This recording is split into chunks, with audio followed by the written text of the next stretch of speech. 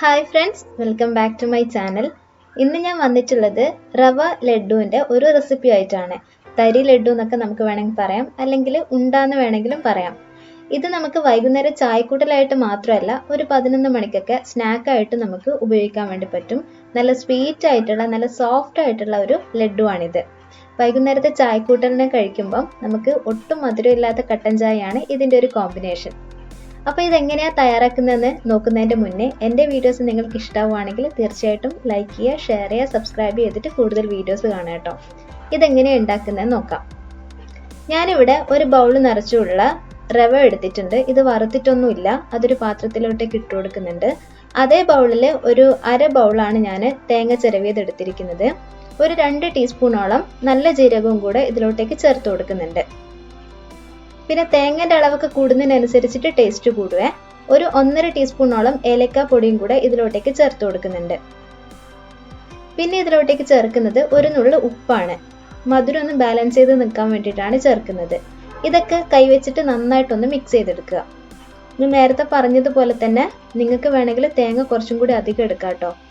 ഇനി ഇത് നമുക്കൊന്ന് വറുത്തെടുക്കണം. അപ്പം നല്ല ലോ ഫ്ലെയിമിൽ ഇട്ടിട്ട് വേണം വറുത്തെടുക്കാനായിട്ട്. കരിഞ്ഞു പോകാൻ പാടില്ല. കുറച്ച് സമയം കഴിയുമ്പോൾ ഇതിൻ്റെ കളർ ഒന്ന് മാറി വരും, ഒരു ലൈറ്റ് ബ്രൗൺ കളറായിട്ട് വരും. അതിൻ്റെ കൂടെ തന്നെ നല്ലൊരു സ്മെല്ലും വരും. അപ്പോൾ ആ സമയം ആകുമ്പം നമുക്ക് ഫ്ലെയിം ഓഫ് ചെയ്യാവുന്നതാണ്. പിന്നെ കൈ വെക്കാണ്ട് വേണം ഇങ്ങനെ ഇളക്കിക്കൊണ്ടിരിക്കാനായിട്ട്. കൈ വെച്ചിട്ട് നിർത്താൻ പാടില്ല, നിർത്താണ്ട് വേണം ഇളക്കാനായിട്ട്. അപ്പോൾ അത് റെഡി ആയിട്ടുണ്ട്, അത് മാറ്റി വയ്ക്കാം.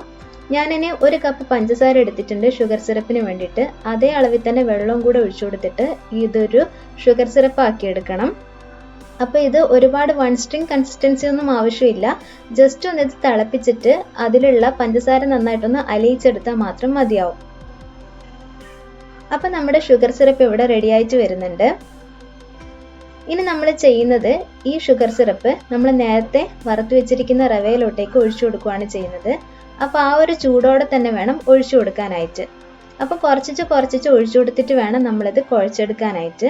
പിന്നെ ഷുഗർ സിറപ്പ് ഞാനിവിടെ 1 കപ്പ് എടുത്തുന്നേ ഉള്ളൂ. ഇതെനിക്ക് കറക്റ്റായിട്ട് വന്നിട്ടുണ്ടായിരുന്നു. അത് കൂടുതലോ കുറവോ ഒന്നും ആയിരുന്നില്ല. നിങ്ങൾ എടുക്കുന്ന സമയത്ത് നിങ്ങളുടെ എടുക്കുന്ന റവയുടെ കണക്കിനനുസരിച്ചിട്ട് വേണം ഷുഗർ സിറപ്പ് എടുക്കാനായിട്ട്.